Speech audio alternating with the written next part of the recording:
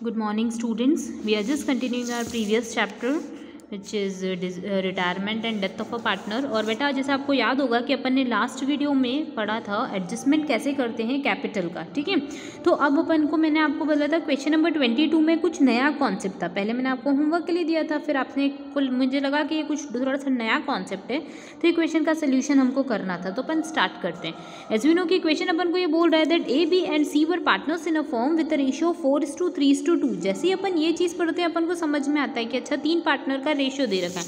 So first we have to mention it कि the ratio of A B and C is equals to 4:3:2। It means it is our old ratio. ये अपने लिए कौन सा ratio बन जाता है? Old ratio. And we know that B is retiring from the firm. B firm से क्या होता है? रिटायर होता है, यानी कि बी चला गया। तो अब जल्दी से आप कॉमन सेंस लगाओ कि बी चला गया यानी कि हमारे पास 3/9 पोर्शन चला गया। मैंने आपको एक चीज़ बताई थी कि जब भी रिटायरमेंट का केस हो तो आप लोग अब न्यू रेशियो कैसे निकालोगे? तो न्यू रेशियो निकालने का सिंपल सा फॉर्मूला 4:2 हो जाएगा हमारा न्यू रेशियो, या 2:1। अब चाहो तो इसको लॉन्ग मेथड से निकाल सकते हो, रिमेनिंग निकाल के रिमेनिंग का ओल्ड में मल्टीप्लाई करके न्यू निकाल सकते हो। या मैं अगर सिंपल तरीके से बोलूँ तो अपन को पता है कि जब nothing is mention in your question about their sacrifice और gain, then we can consider इसकी जो जा रहा है उसको हाइड कर लो और उसके अलावा जो पार्टनर है वो उनका रेशियो देख लो। ये एक ट्रिक है, इसको हर जगह मत लगाना, ये सिर्फ एक शॉर्ट ट्रिक है ना। बाकी आप फार्मूला वही लगाओगे, लॉजिक वही लगाओगे, रिमेनिंग मल्टीप्लाई बाय ओल्ड, तो आपको न्यू रेशियो आ जाएगा। जब ये ट्रिक लगाओगे तो आपके पास न्यू रेशियो जो है वो कैलकुलेट हो जाएगा 2:1। दैट्स इट, ठीक है। ये आप लोग 3 चैप्टर से यही चीज़ अपन कर रहे हैं, तो आप लोग ये चीज़ सॉल्व कर सकते हैं। अब अपन को जो क्वेश्चन आगे बोल रहा है वो अपन पढ़ते हैं। तो क्वेश्चन ऐसा बोल रहा है that on firm on 31 March 2014 when the capital of partner after all adjustment were 70,000, 60,000, 30,000। अपन को क्या समझ में आया? फर्स्ट पर्सन की कैपिटल है 70,000, दूसरे की 60,000, तीसरे की 30,000। The entire capital of the new form shall be constitute by adjustment through cash. मतलब अपन को पता पड़ा अच्छा तीनों पार्टनर की कैपिटल दे रखी है और अपन को नई पार्टनर की नई कैपिटल निकालनी है पार्टनरशिप फॉर्म की। तो अब उस केस में क्या करेंगे? We have to calculate the cash to be paid और टू बी रिसीव्ड। ओके, तो लेट्स डिस्कस दिस। सबसे पहले अपन क्या करते हैं? सबसे पहले अपन स्टेटमेंट बनाते हैं। जैसा आपको दिख रहा है क्वेश्चन में हमको स्टेटमेंट दे रखी थी, तो अपन स्टेटमेंट बनाते हैं। Statement showing calculation of capital, ठीक है। और फॉर्मेट आपको पता है पिछले क्वेश्चन में भी अपन कर चुके हैं, तो लिख लीजिए पर्टिकुलर न्यू पर्सन ए। अब न्यू पार्टनर कौन हो जाएंगे? ए और सी। तो लिख देते हैं पर्टिकुलर ए सी, और फिर लिख देंगे टोटल अमाउंट। अपनी इच्छा हो तो लिखो, वरना कोई दिक्कत नहीं, आप टोटल नहीं लिखोगे तो भी चलेगा, अपन टोटल नहीं लिखते, ठीक है। इस क्वेश्चन में ज़रूरत भी नहीं है। सो अब अपने को बोल रहा है कि ओल्ड कैपिटल हमको ए की दे रखी है, तो ए की ओल्ड कैपिटल हमको क्वेश्चन के अंदर कितनी दे रखी है स्टूडेंट्स? 70,000। तो अपन लिख देंगे डायरेक्ट कि old capital of A is ₹70,000।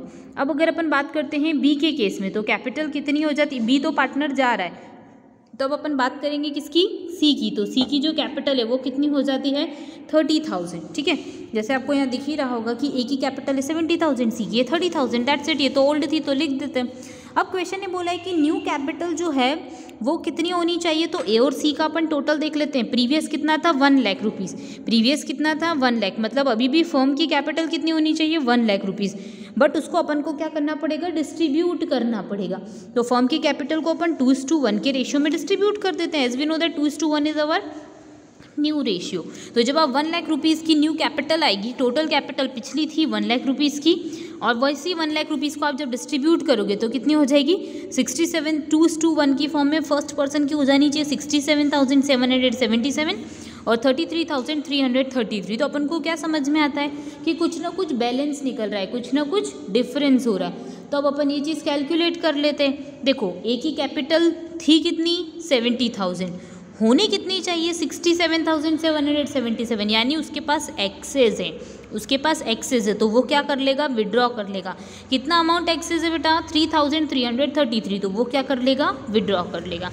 अब बात करते हैं वैसे ही सी की। तो सी के केस में ध्यान रखिए, टोटल का कॉलम आप मत बनाना। सी के केस में हम ध्यान रखते हैं कि सी की ओल्ड कैपिटल कितनी है? 30,000। नई कैपिटल कितनी होनी चाहिए? 33,330 थी। यानी कि अपन को क्या समझ में आया कि एक्स्ट्रा कैपिटल इसको लेके आनी पड़ेगी। कितनी लेके आनी पड़ेगी?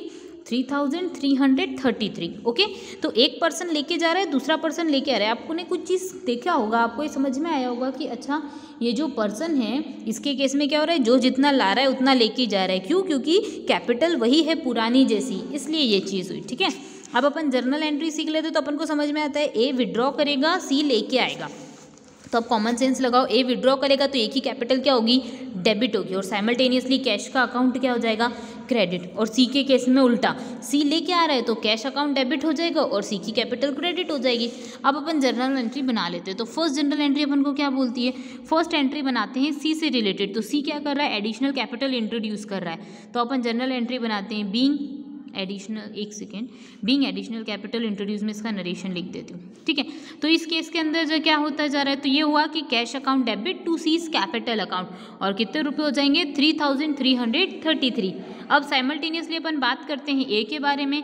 तो ए ने क्या करा है, एक्स्ट्रा अमाउंट को विड्रॉ किया। तो जनरल एंट्री हो जाएगी as capital account debit to cash account 3333। तो अपन लिख देते हैं being excess amount withdraw, that's it. ये इसमें एक नया कॉन्सेप्ट था कि आपको टोटल कैपिटल पता नहीं थी, पहले आपको टोटल कैपिटल पता थी। अब अपन बेटा नॉर्मल क्वेश्चंस करेंगे। नॉर्मल क्वेश्चंस यानी कि आप लोगों को पता है रीवैल्यूएशन अकाउंट पर अपन बनाएंगे, जिसको कैपिटल एडजस्टमेंट अकाउंट बोलते हैं, ठीक है। रीवैल्यूएशन अकाउंट को, सॉरी कैपिटल एडजस्टमेंट नहीं, P&L एडजस्टमेंट अकाउंट बोलते हैं। फिर अपन बनाएंगे पार्टनर्स कैपिटल अकाउंट, और फिर उसके बाद अपन बनाएंगे बैलेंस शीट। ये तीनों चीज़ें एक साथ बनाने वाला कॉन्सेप्ट अपन फॉलो करेंगे काहे में, रिटायरमेंट में, ठीक है। आपको थ्योरी पोर्शन बता दिया गया होगा और मैं आपको प्रैक्टिकल पॉइंट ऑफ व्यू से सारी चीज़ें बता रही हूँ, ठीक है। Thank you.